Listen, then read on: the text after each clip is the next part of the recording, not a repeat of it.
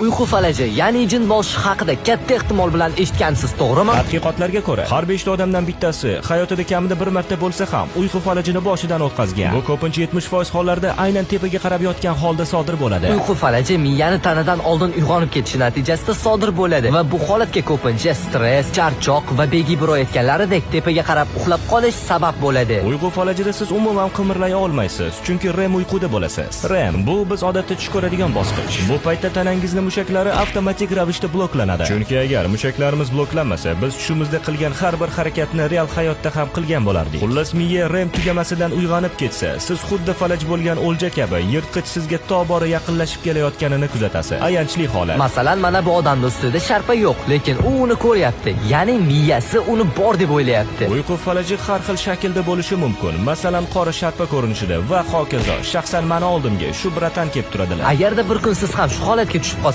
ishtoningizni qo'llab qo'ymang. Shunchaki barmoqlaringizni qimirlatishga harakat qiling. Bu sizni taningizni uyg'otishga sabab bo'ladi.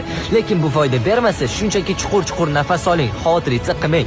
Lekin bu ham foyda bermasa, o'zingizni o'qitib yuboring. Bundan ham qiziqarli ma'lumotlarni o'tkazib yubormaslik uchun Kanalimizga obuna bo'ling.